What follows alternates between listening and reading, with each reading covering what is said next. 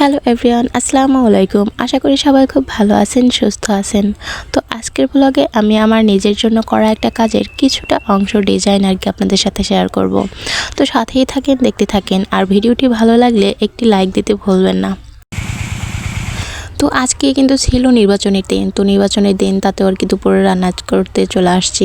সকালে রুটি বানানো হয়েছে, সেটা খাওয়া হয়েছে। তো এখন আমি রান্না বানায় চলে যাচ্ছি। আর আমার ভিডিওটির শেষ পর্যন্ত দেখে আপনাদের মতামতটি আমাকে কমেন্ট করে জানাবেন। ওদিকে মাছ ভাজতে ভাজতে এদিকে আমি যে সিমের তরকারিটা রান্না করব সেটা আর কি আমি হাতে মাখিয়ে রাখবো। তো এখানে আমি রসুন বাটা, পেঁয়াজ কুচি, কাঁচামরিচ কুচি, তারপর লবণ, হলুদ গুঁড়ো, জিরার গুঁড়ো এগুলো দিয়ে ভালোভাবে হাতে মাখিয়ে রাখবো। এই তরকারিটা আসলে আমার বরের এবং আমার অনেক পছন্দের, কারণ এই তরকারিটা রান্না করলে অনেক ফ্রেশ লাগে। তাই আমরা এভাবেই মাঝে মাঝে খাওয়ার চেষ্টা করি।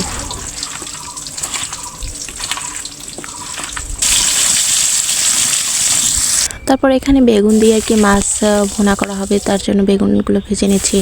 আর এখন আমি তরকারি যে বাকি যে তরকারিটা সেটা আর কি উঠিয়ে দেবো, মানে বেগুন যে মশলাটা ভুনাটা সেটা আর কি করে নিচ্ছি।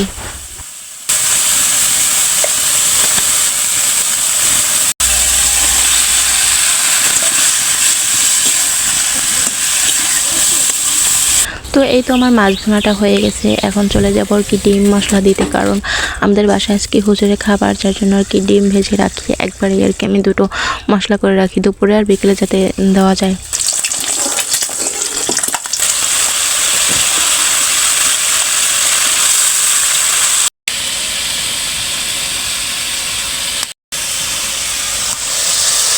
তো ডিম ভুনা হয়ে গেছে। এখন আমি যে হাতে মাখিয়ে রাখা তরকারি সেটা আর কি উঠিয়ে দিচ্ছি।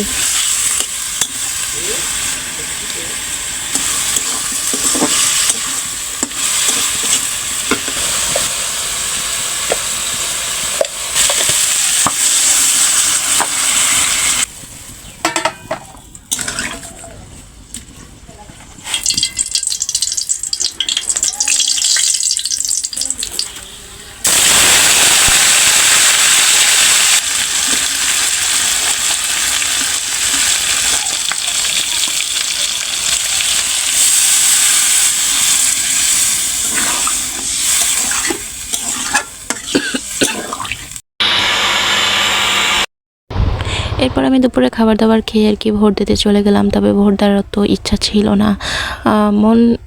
মন ভালো না থাকলে কোনো কিছুই মেয়েদের করতে ইচ্ছা করে না। কিন্তু মেয়েদের মনটা যদি ভালো থাকে তাহলে মনে হয় দুনিয়ার সব কিছু ওরা সব কিছু সহ্যও করে নিতে পারে আর সব কিছু করেও ফেলতে পারে।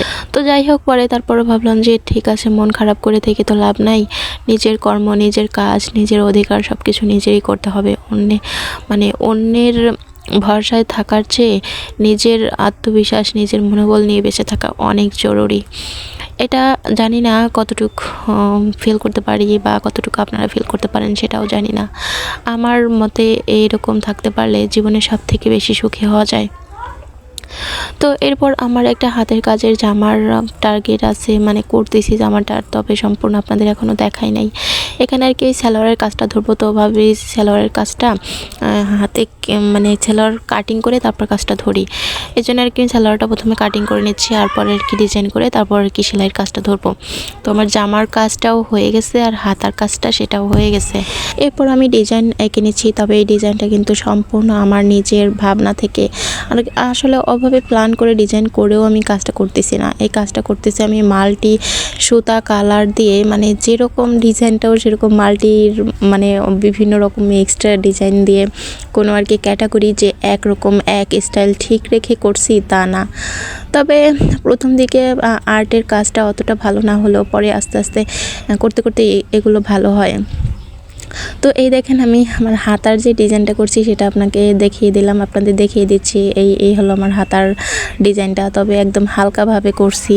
এটা আসলে আমার নিজের শেখা, ধরেন এক ধরনের শেখা, আমি কাজটা শিখতেছি, এরকম শেখার উদ্দেশ্যে আর কি আমার কাজটা করা। তো পরে ভাবলাম যে না, আমি পারবো।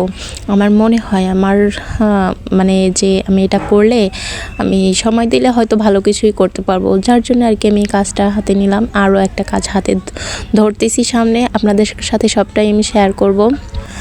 এরপর ভাবলাম সব সময় তো ঘরে বসেই করি, তো ঠিক আছে আমি একটু বাইরের আবহাওয়ায় বসে কাজ করি, তাহলে হবে কি চোখের সমস্যাটা কম হবে। কারণ বেশি আলোতে এই কাজগুলো না করলে কিন্তু চোখে অনেক সমস্যা হতে পারে। তো আজকের ব্লগটা আমি এখানে শেষ করছি। সবাই ভালো থাকবেন, সুস্থ থাকবেন আর আমার জন্য দোয়া করবেন। আল্লাহ হাফেজ।